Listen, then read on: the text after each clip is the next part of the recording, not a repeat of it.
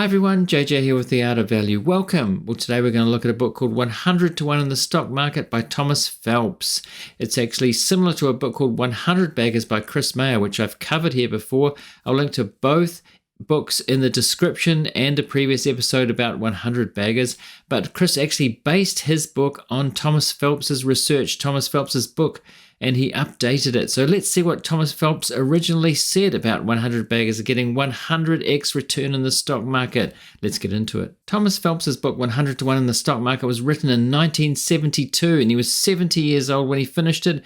So he'd had 40 years of experience in the financial world as a financial analyst, as a columnist, as a financial advisor. So he had all this lifetime of research on stocks to come to the conclusions that he did in this book. In the book, he found and researched 365 companies that had their share price go 100x over the years. He did this study over about 40 years, and over that time he tried to work out what they had in common or what made these companies increase their prices by 100x over time. Thomas Phelps observed that most people want quick profits in the stock market. They're not willing to wait for the compounding to happen, and they don't think big enough as investors to think that they could actually get 100 baggers over time. One quote from the book that he says over and over is that fortunes are made by buying right and holding on. Seems simple, but of course it's much harder than it sounds. So he observes that most investors think too short term, and of course this was written in 1972. It's even become more and more like that with social media.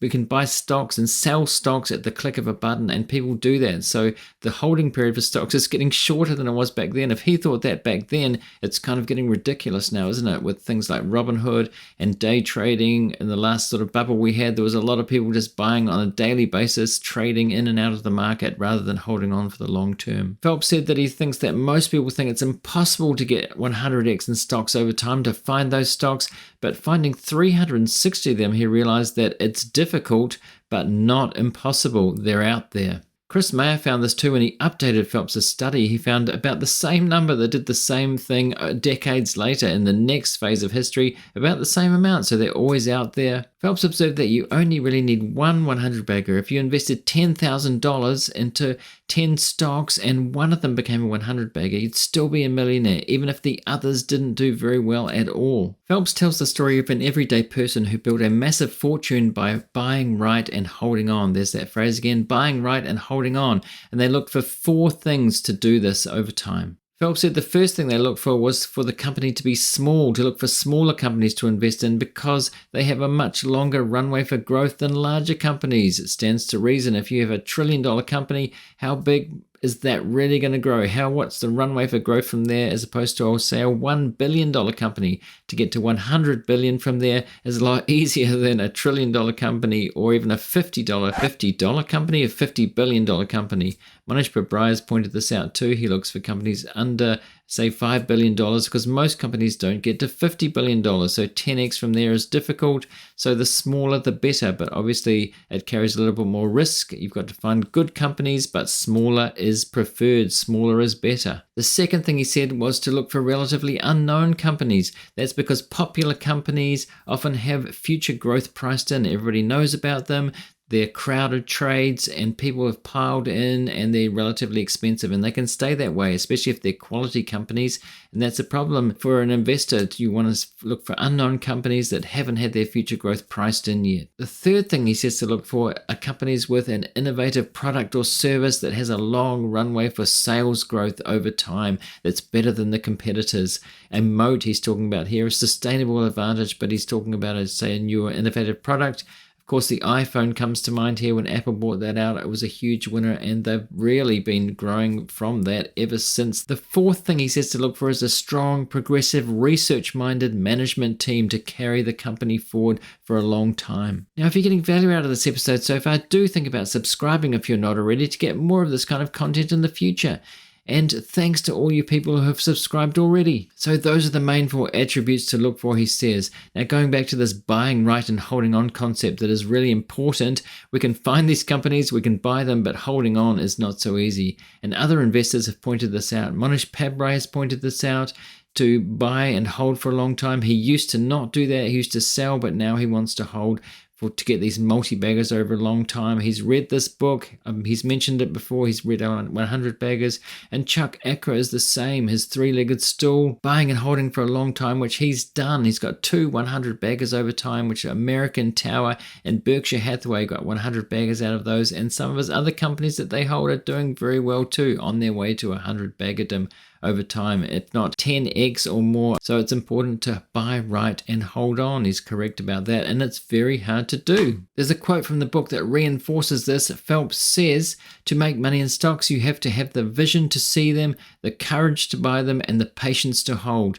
Patience is the rarest of the three. To hold for a very long time while they become 100 baggers. Both of the authors, Chris Mayer and Thomas Phelps, found that they took over 20 years to become 100 baggers. So it's not a fast process, and to hold along the way without selling out. Say if the stock goes down 50%, which these companies can do, lots of stocks go down at least 50%. Berkshire Hathaway has done that on its way to being a 100 bagger.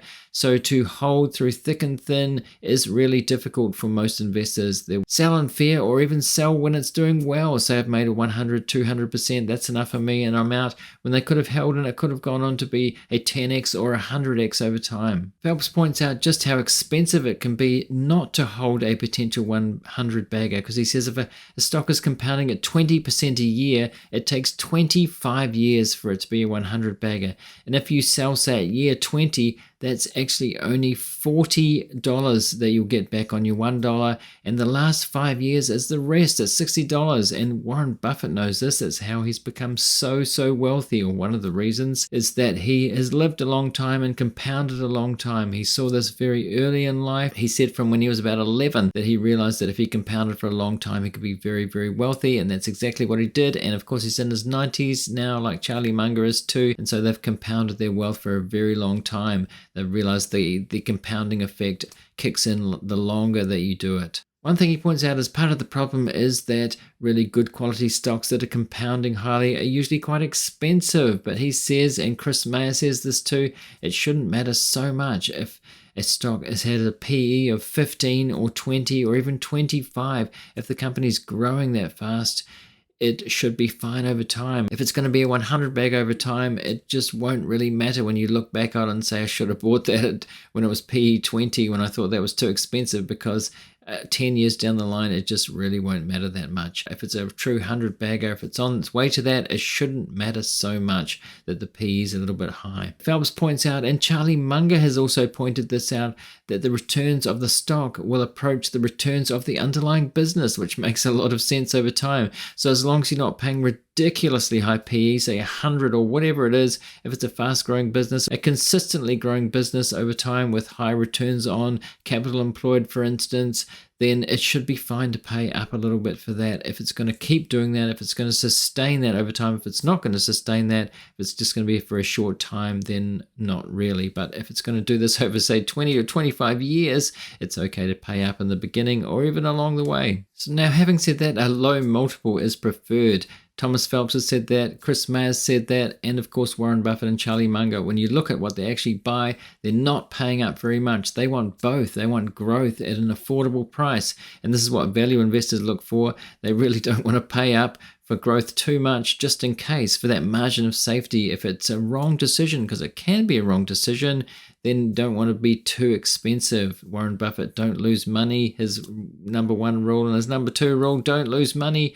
That would be the margin of safety, not paying up too much. So even if it's a quality business, they often wait till it dives down, willing to wait, willing to be patient until something happens temporarily to send the share price down. And that is, of course, when investors get scared to buy. So not paying up too much, waiting for that multiple to be low, which he did for Apple. If you look at when Berkshire bought Apple, it was when the PE was quite low. I think it was 11 or 12 at the time. Nobody really wanted it. It was after Steve Jobs died. People thought it was over.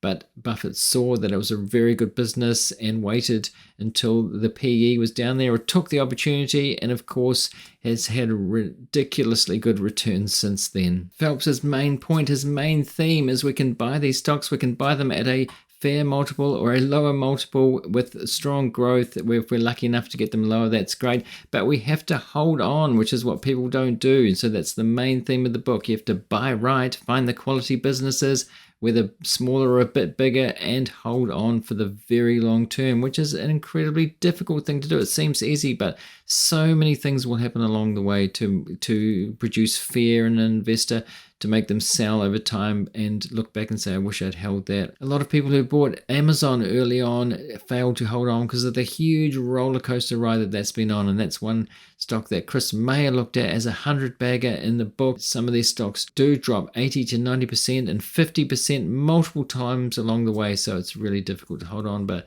as Phelps says, buy right and hold on. So I've talked about Chris Mayer's book, 100 Baggers, which is an updated version of Phelps's 100 to 1 in the stock market. He found just as many stocks as Phelps did, just updated to the past few decades. It's really interesting to see what he found. I've made a video about that if you want to go and see that here, if you haven't seen that already. And thanks for watching or listening, and I'll see you next time.